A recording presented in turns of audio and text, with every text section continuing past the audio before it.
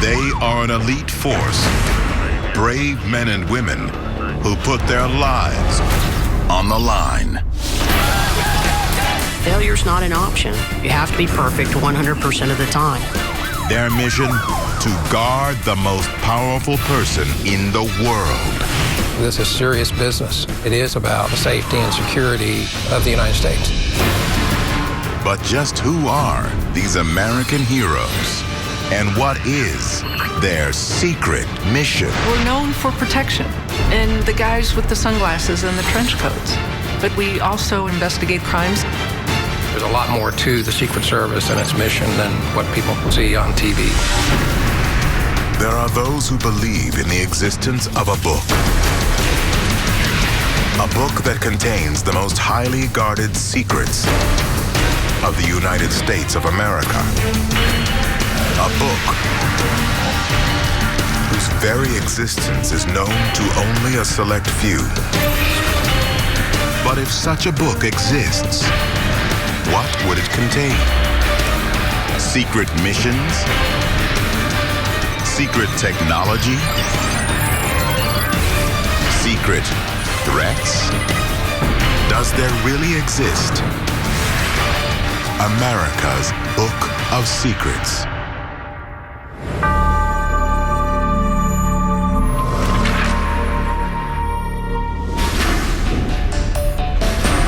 April 20th, 2012, Cartagena, Colombia. The United States Secret Service faces a firestorm of controversy after agents on President Barack Obama's advance team are caught in a highly publicized prostitution scandal. 12 Secret Service agents are sent home. When one allegedly refuses to pay one of the several female prostitutes they had invited to their hotel. White House officials quickly attempt damage control in an effort to preserve the dignity of the agency. The president has confidence in the director of the Secret Service. Director Sullivan acted quickly in response to this incident and is overseeing an investigation as we speak into the matter.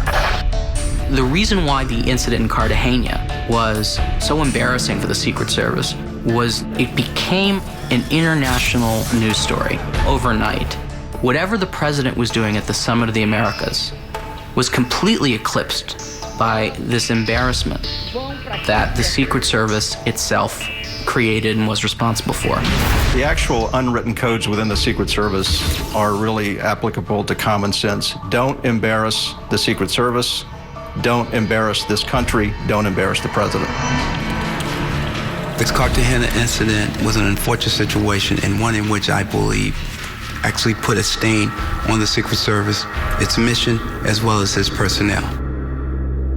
Is it possible there is something about a Secret Service agent's psychological profile, especially those charged with protecting the president, that motivates them to act in a way that challenges the upstanding, all-American image of the Secret Service that the public imagines? Look, these are hardcore individuals. They work hard and they play hard. I think the Secret Service has one of the most intense jobs. I can't imagine how intense it is. And I think they need to let off steam. But if they're leaving secret files around, that's a problem.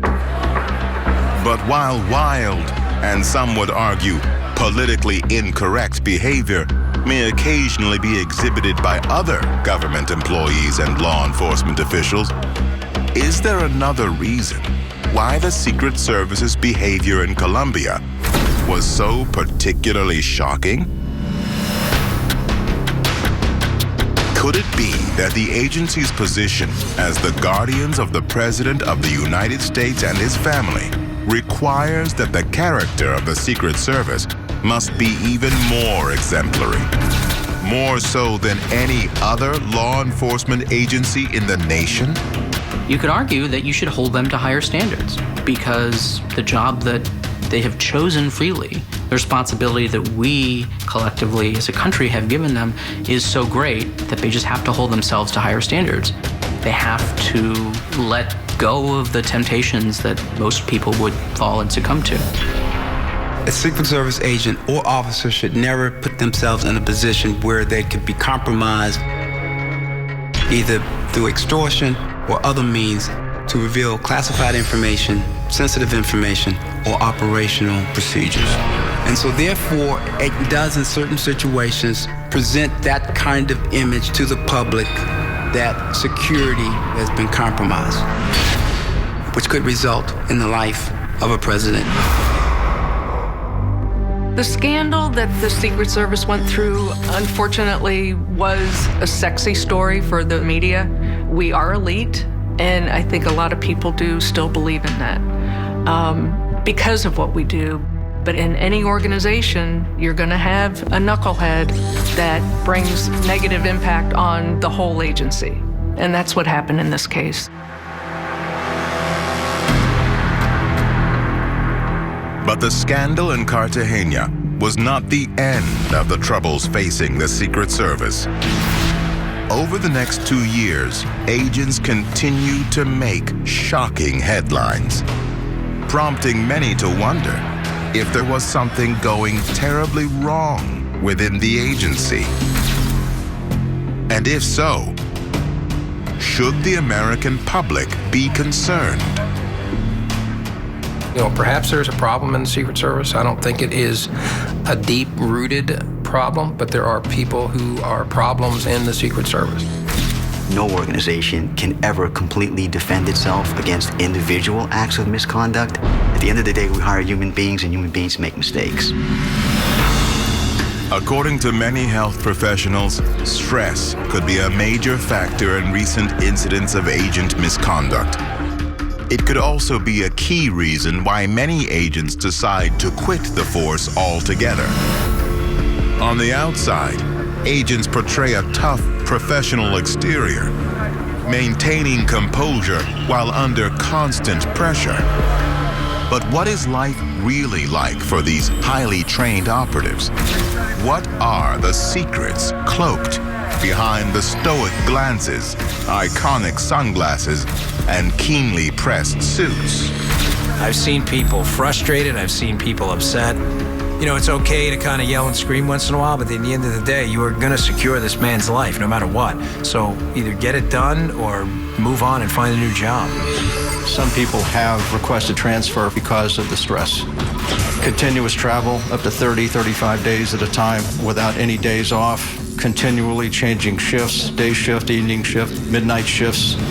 When you're off, you're not really off. I mean, you can be called 24 hours a day, 7 days a week, and you've got to respond. From agents in the field, on the Presidential Protective Division, to those on the emergency response team who guard the White House grounds, every representative of the Secret Service is expected to carry out their duties flawlessly. Whether you're getting close to making an arrest or you're making decisions about public movement around our president or any of our protectees, it's a very difficult time. Failure's not an option, and so you have to be perfect 100% of the time. I think that would be very demanding on anyone in any career. While most agents are well equipped to deal with the heavy demands that come with the job, some sadly cannot handle the pressure. We've had, unfortunately, a number of agents who have literally taken their own life because the stress of the job and its impact on the family. Law enforcement is just a very demanding, very stressful job. So, yeah, suicide is unfortunately, sort of the dark side of the job. Are the pressures of being a Secret Service agent too intense? Are the rigid standards they have to meet simply too high? And if so, is the agency's ability to fill the ranks of this historically elite force in jeopardy? Coming up. Any day you may be down there blowing up cars, or there may be motorcades that are being attacked. It was probably the worst 8 hours of my life. When I got on, I think they were eliminating 9 out of 10 people.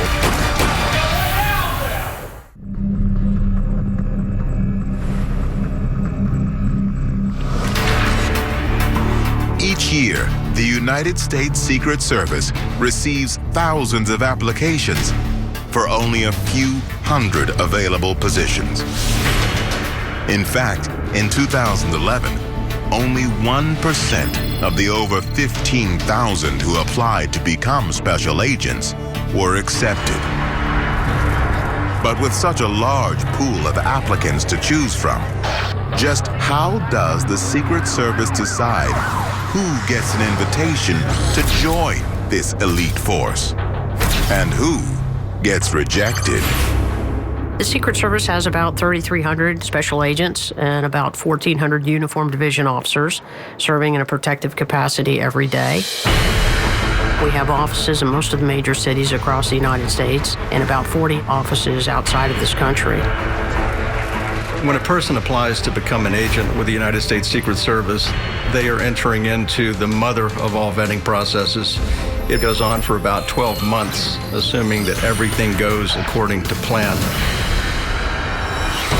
First, an applicant must pass an extensive background check that includes scouring their finances. An agent with significant debt is considered greater risk. Applicants must also pass the dreaded polygraph test.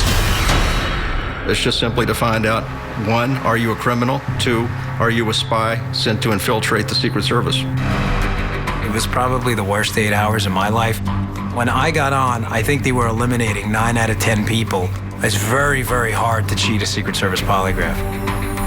A disqualification could be someone lying about perhaps their criminal history. It could be their drug usage. It could be employment activities. For example, they've been fired and tried to hide that from us. But it is not just the prospective agents who are under the microscope during the arduous application process. Their acceptance into the elite group also depends on the competence of their family. One of the final phases of the vetting process is the home visit. This is when a seasoned senior agent will visit the home of the applicant, interview the applicant along with the spouse, and try and explain to them how difficult this job really is. And if the other side of the relationship can't deal with that, then you're going to have a very unhappy agent, therefore a very unproductive agent. After enduring almost 1 year of interviews and tests, those men and women accepted as trainees will spend their first 3 months at the Federal Law Enforcement Training Center in Glencoe, Georgia. After which, those who make the cut will move on to the James J. Rowley Center in Beltsville, Maryland. There, trainees endure another 18 weeks of intense hands-on instruction on everything from investigative techniques to physical protection tactics, marksmanship, and even water survival skills. You go through another several months of very specific training that deals with the Secret Service's mission set. That too can be extremely demanding on individuals, and people don't make it through. But just how well do these training scenarios really prepare agents to survive real-world threats? There are mock street scenes, and they run through every scenario any day. They may be blowing up cars, or there may be motorcades that are being attacked. They try to develop as best they can a realistic set of scenarios where your body trains, your mind trains. At the end of the day, that can save your life or the lives of others.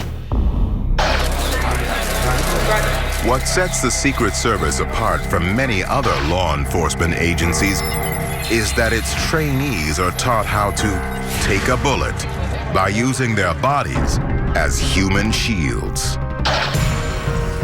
On March 30th, 1981, I was present during the attempted assassination by John Hinckley against President Reagan. Tim McCarthy, the agent who received a wound to the abdomen as a result of that incident, clearly put himself in the line of fire. That's the sacrifice that you have to be willing to make to become a Secret Service agent. But believe it or not, once recruits become sworn in as agents, they do not start off on the coveted Presidential Protective Division, or PPD, right away. New agents must first spend about 6 years in investigations and temporary protection before they can even be considered for PPD. And that highly coveted assignment involves even more rigorous training. And before an agent is even allowed behind the wheel of the tank-like presidential limo known as Cadillac One or the Beast, they must also pass a series of unique driving tests. PODC is the Protective Operations Driving Course. And before an agent is qualified to drive the President of the United States in an armored limo, they first must graduate PODC. Learning how to drive the President's limo is like learning how to slalom with a tractor trailer. I mean, that's how difficult it is. The driving course is meant to really induce stress. Driving like that, under high speeds, with the sweat in a 90-degree temperature day, and the sweat's coming into your eyes, yeah, it's intense. But no matter how realistic or challenging an agent's training is, nothing can adequately prepare them for the real-world events that will test their skills day by day, minute by minute, and second by second, especially when it comes to guarding the life of the most powerful person in the world. Coming up. It's more than just fencing the White House. It's air security. It's biological, chemical, and nuclear detection. Someone called the White House and started threatening the president.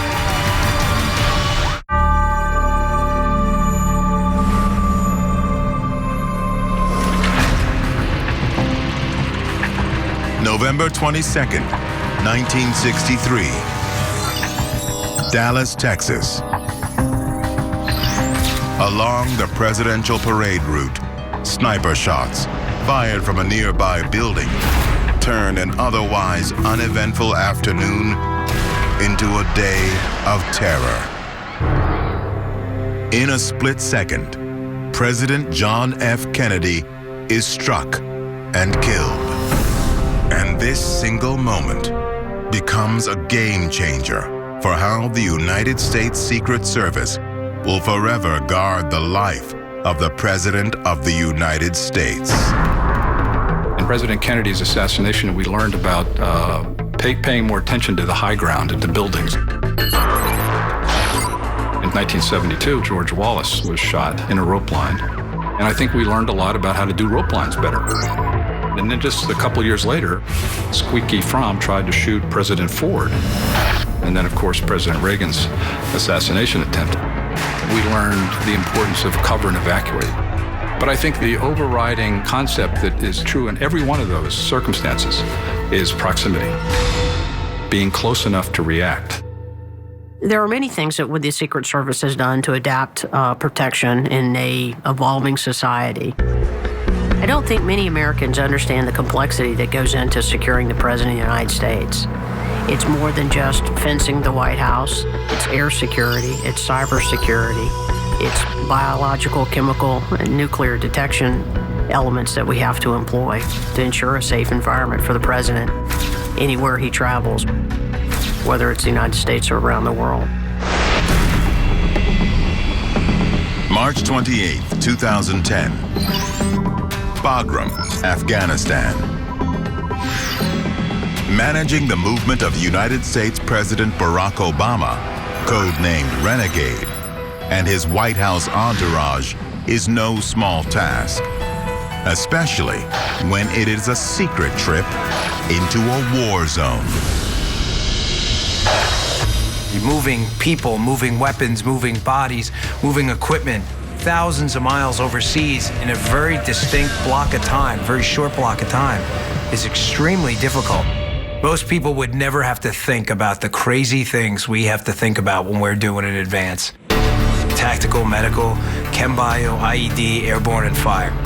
If you can take care of those big 6 threats, the president's gonna go home safe.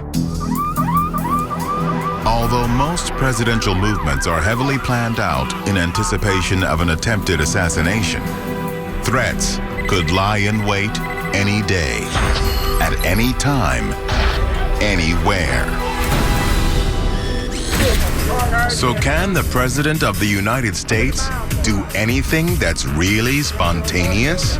OTRs are referred to as off-the-record movements, and that is where one of our protectees, for example, the president, would decide to go someplace at the last minute off the schedule. Not everything is as spontaneous as it looks. Even spontaneity requires some degree of planning. During the George H.W. Bush administration, William Kristol served as Chief of Staff to Vice President Dan Quayle and witnessed firsthand how agents adapted to unplanned situations. At times, the Vice President would see something and say, "Why don't we stop there?" And the Secret Service agent would say, "Ooh, Mr. Vice President, we kind of planned on a different place half a mile away." But of course, no one likes to be told exactly where to go 24 hours a day, and so they would scramble and make it work. When the Secret Service works well, which it does, 98% of the time, no one notices it. The Secret Service know exactly what to do. I had this one Secret Service agent, and every time before I'd go out and make a speech, and he'd say, "Okay, now if some attack happens, make sure you get down behind the podium because it's bulletproof." And I said, "Well, that's really not the last words I want to hear before I'm going to be making a major speech. Can you please tell me that like 30 minutes ahead of time?"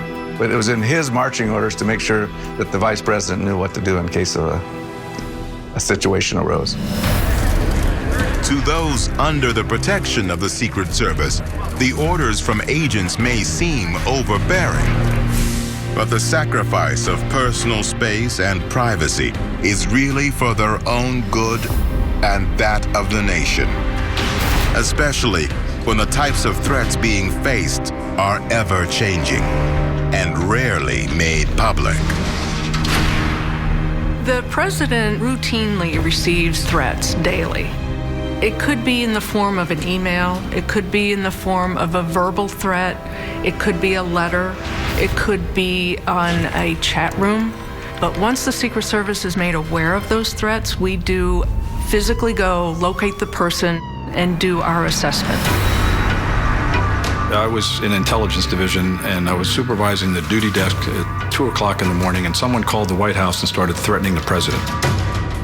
We had this guy on the phone and kept talking to him, and we traced the call to a phone booth in Minneapolis or someplace. Someone else is calling the police. I'm still talking to him on the phone, and he's threatening the president. And you could hear the knock on the phone booth, and it was the police arresting him. The Secret Service is in the business of preventing things from happening. But although protecting the life of the president, the vice president, and their families may always be at the forefront of the U.S. Secret Service's mission to serve and protect, agents also have another, even more secret mission.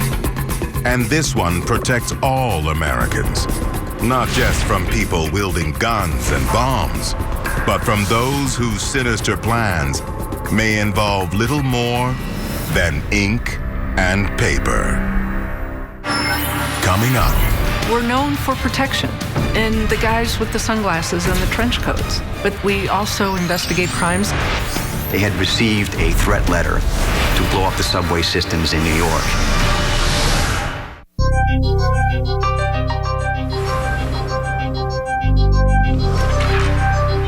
December 2013. Target, one of America's largest retailers, is hit by a crippling credit card breach. More than 70 million customer accounts are attacked, compromising card data and personal information. Much to the public's surprise, it is the Department of Justice and the Secret Service that are charged with investigating the financial criminal case, described as one of the worst security incidents in United States history. We're known for protection and the guys with the sunglasses and the trench coats. But we also investigate crimes, credit card theft, fraud, identity theft, treasury check forgeries, counterfeit money, counterfeit credit cards. Our investigative mission dates back to 1865 with counterfeiting during the Civil War. Over a third of the money in circulation was counterfeit at the time.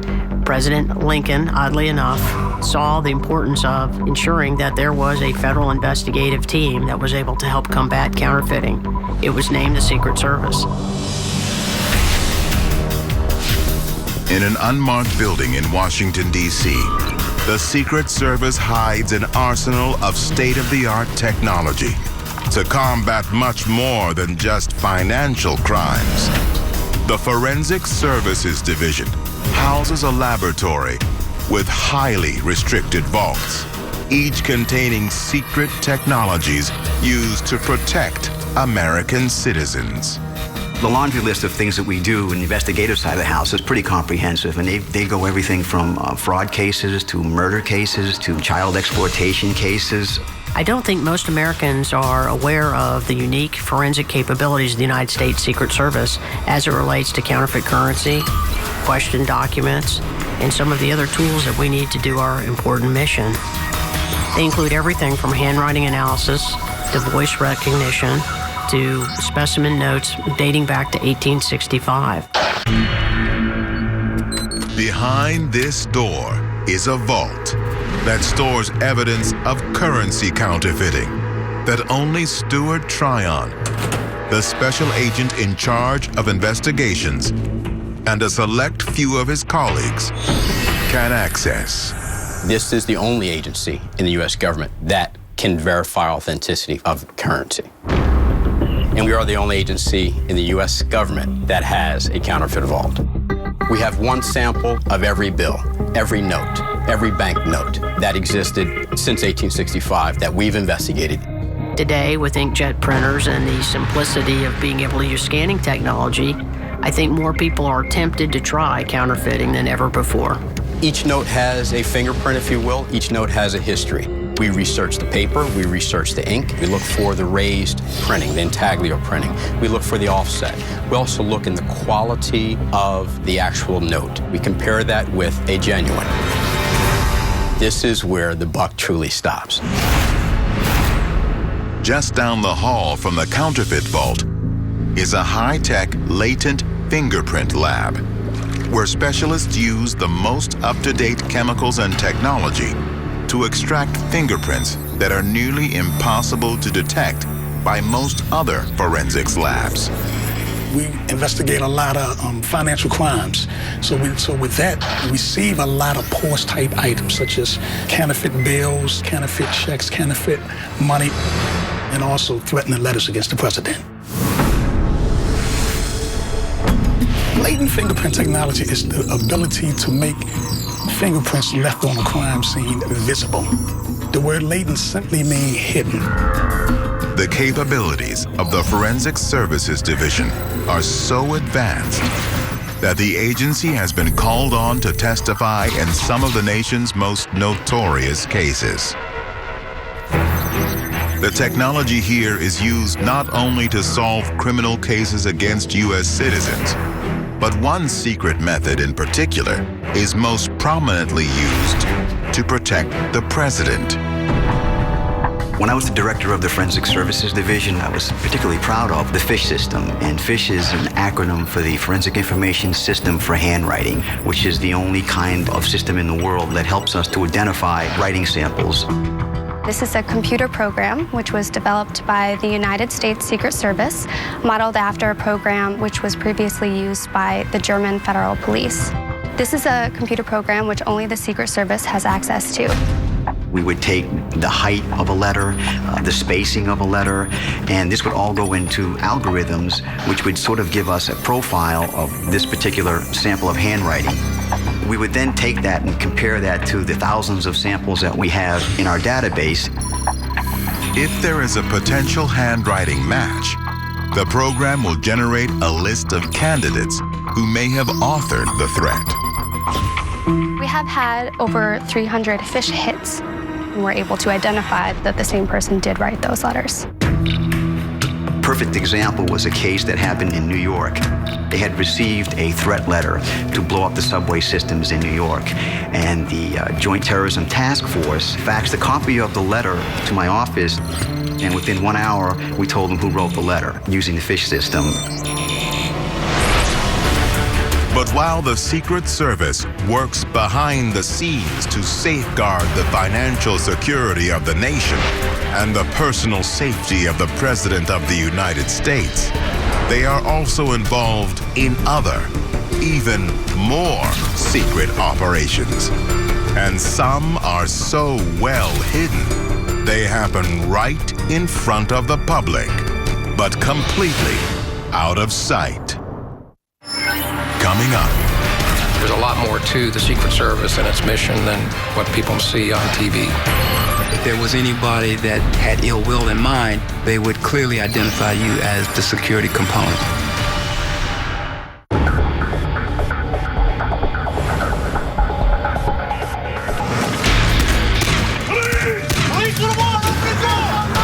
On March 16th, 2012, 19 people are arrested in 9 states. They are charged with being part of a criminal organization that buys and sells personal and financial information. Dubbed Operation Open Market, the sting was successful, largely due to a Secret Service agent working undercover, distributing fake IDs that could later be traced to their buyers. There's a lot more to the Secret Service and its mission than what people may just, see on TV. It's the day-to-day gathering intelligence, working the information. That's really sort of what the Secret Service agent does. We've also had them perform undercover assignments. So you're never really sure where a Secret Service agent can be found. We spend a lot of time ensuring that they can assimilate into any assignment that we've given them throughout the world. I did go undercover for a counterfeit investigation. The source was working with the bad guy or the target, and that source would introduce me to the target. I was playing a girlfriend to this source and being in the room where you could hear what's going on. So what I learned in their conversation, I just took back to the case agent, and he would make a decision on how to move forward. But it is not just the agents involved in criminal investigations that work undercover. Agents on protective detail often dress as everything from tourists and joggers to everyday citizens in their efforts to avoid detection and simply blend in. May 19th, 2013, Atlanta, Georgia. During President Barack Obama's commencement speech to the graduating class of Morehouse College, a Secret Service agent quietly and discreetly protects the nation's leader while in complete disguise. I think you would be surprised to see that we've had Secret Service agents on the stage during commencement exercises dressed in graduation gowns.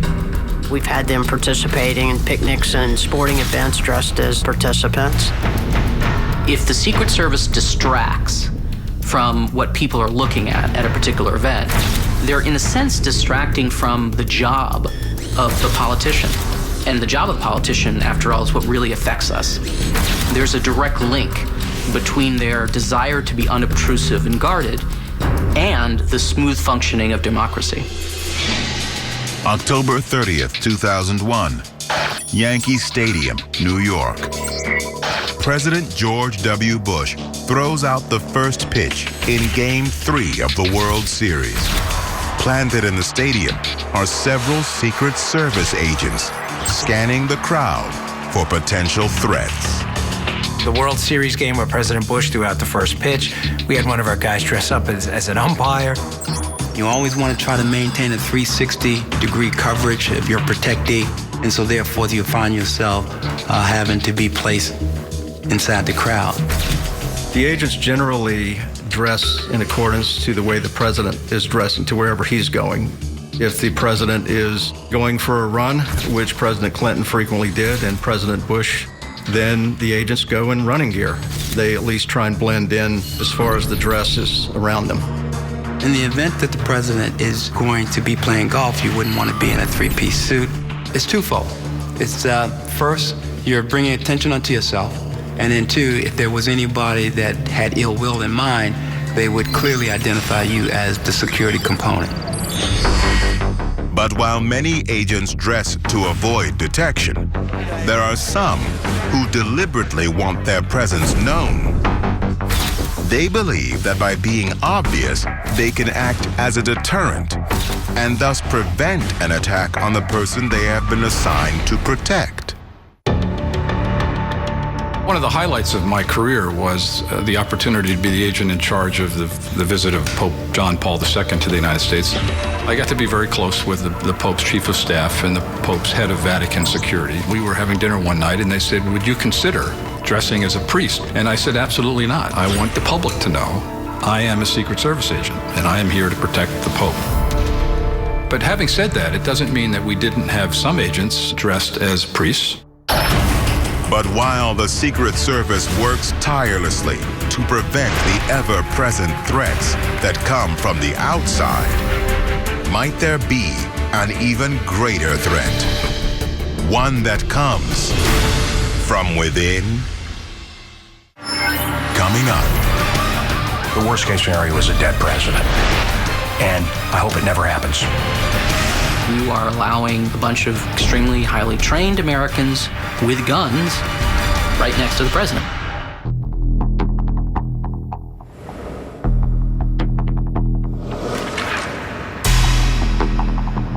Federal agencies such as the FBI, the CIA, and the NSA have all had spies or double agents that have leaked classified information.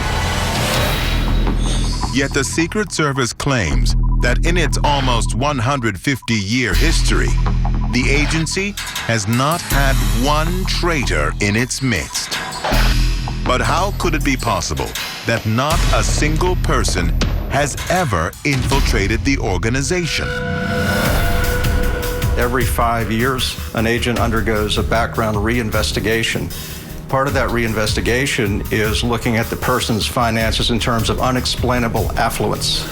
If an agent's making $80,000 a year, but is living in a $1 million house with a Ferrari, something is probably not right. And so the Secret Service wants to know, where's that money coming from? The Secret Service keeps pretty close tabs on its agents. But look, the nightmare scenario exists. No one can say that it will never happen. If you just think about it on a basic level, you are allowing a bunch of extremely highly trained Americans with guns right next to the president. If a traitor ever infiltrated the Secret Service, the worst case scenario is a dead president. I hope it never happens. Thank you, John. Although the notion of a Secret Service agent turning rogue seems unthinkable, some critics believe it is only a matter of time before the high standards of the agency become compromised, especially in an age of so-called political correctness. March 27, 2013. 11 months after the prostitution scandal in Cartagena, Julia Pearson, the first female director of the United States Secret Service, takes the oath of office. The Secret Service, like every other law enforcement agency, has adjusted to the reality of women who are rising in the ranks. If you're thinking of this frat boy culture within the Secret Service, if it does exist now, it won't exist in 10 years. The new director is taking some steps that is going to go a long way in changing the attitudes of certain people who think that they are above the organization or the White House. You can't go out and do something that's going to damage the reputation of an organization that I think is one of the best law enforcement organizations in the world. But as witnesses to some of the most important decision-making moments in history, are today's agents really willing to take the secrets they have been entrusted with to their graves? Can their honesty and integrity really be taken for granted? It's an honor to be on the front-row seat of history when you're assigned to the Presidential Protection Division. You could fill libraries with the secrets of the Secret Service. During campaigns, we protect the candidates. And my first candidate was Jesse Jackson. There are things I heard in the limousine and interacted with him that I would keep private. You are sworn to secrecy, no matter who it is. On Air Force Two, for example, there'd be very classified briefings, obviously. And often there'd be an agent who would be privy to such information because he'd be standing in the room. And we never even gave a thought, actually, to the fact that that would be a problem. And it never was. This is serious business. It is about the safety and security of the United States. The Secret Service motto is worthy of trust and confidence. And it just becomes a part of your religion in the organization. Given the ever-changing threats facing today's world, the Secret Service stands ready to combat any sinister plot against the White House, the nation, and the American public. The challenges for protection of the president are going to continue to grow. The types of threats against our financial infrastructure and other core critical infrastructure for this country, as it becomes more easily accessed and maintained by cyber networks, are going to be more vulnerable than ever. So we'll continue to grow and adapt and meet each of these evolving threats. For nearly 150 years, the United States Secret Service has been highly regarded as one of the most elite law enforcement agencies in the world.